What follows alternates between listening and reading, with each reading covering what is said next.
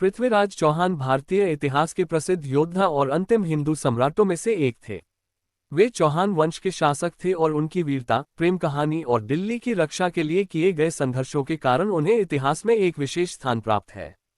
यहाँ उनके जीवन से जुड़ी प्रमुख घटनाओं और तथ्यों की जानकारी दी गई है। 1. जन्म और प्रारंभिक जीवन। पृथ्वीराज चौहान का जन्म 1166 ईस्वी में हुआ था। वे अजमेर के राजा सोमेश्वर चौहान और रानी कर्पूरी देवी के पुत्र थे। उन्हें बचपन से ही युद्ध कौशल, राजनीति और शास्त्रों की शिक्षा दी गई थी। 2. दिल्ली का शासक बनना। पृथ्वीराज चौहान ने अपनी वीरता और रणनीतिक कौशल के कारण केवल 20 वर्ष की आयु में दिल्ली और अजमेर के राजा का पद संभाला। उन्होंने चौहान साम्राज्य को उत्तर भारत के शक्तिशाली राज्यों में से एक बनाया।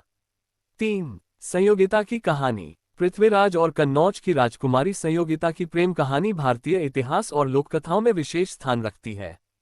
संयोगिता का स्वयंवर आयोजित हुआ था, लेकिन पृथ्वीराज ने स्वयंवर में पहुंचकर संयोगिता का हरण किया और उससे विवाह किया। ये घटना पृथ्वीराज की साहसिकता और प्रेम को दर्शाती है। 4. गोरी के साथ संघर्ष। मोहम्मद गोरी, जो अफगानिस्तान का शासक था, ने पृथ्वीराज चौहान के साम्राज्य पर कई बार आक्रमण किया। 1191 ईस्वी में तराइन के प्रथम युद्ध में पृथ्वीराज ने मोहम्मद गोरी को हराया, लेकिन 1192 ईस्वी में तराइन के दूसरे युद्ध में गोरी ने पृथ्वीराज को हराया और उन्हें बंदी बना लिया। 5. मृत्यु। मोहम्मद गोरी ने पृथ्वीराज को बंदी बनाकर अफगानिस्तान ले जाया। कहा जाता है कि गोरी ने उन्हें अंधा कर दिया, लेकिन पृथ्वीराज ने अपनी वीरता का परिचय देते हुए गोरी को मार डाला। इस घटना को शब्दभेदी बाण की कहानी के रूप में जाना जाता है, जिसमें उन्होंने अपनी आवाज की पहचान के आधार पर लक्ष्य को भेद दिया। 6. इतिहास और मिथक। पृथ्वीराज चौहान की कहानियां पृथ्वीराज रासो नामक ग्रंथ में विस्तृत रूप से वर्णित हैं, जिसे उनके दरबारी कवि चंदबरदाई ने लिखा था।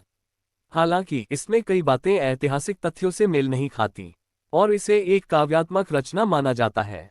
7. उत्तराधिकार और प्रभाव। पृथ्वीराज चौहान की मृत्यु के बाद दिल्ली पर मुस्लिम शासकों का अधिकार स्थापित हुआ और भारत में इस्लामी शासन की शुरुआत हुई। उनकी वीरता और बलिदान आज भी प्रेरणा का स्रोत है और उन्हें राष्ट्र का रक्षक कहा जाता है। निष्कर्ष। पृथ्वीराज चौहान भारतीय इतिहास के उन नायकों में से एक हैं, जिन्होंने अपनी मातृभूमि की रक्षा के लिए अपना जीवन समर्पित कर दिया।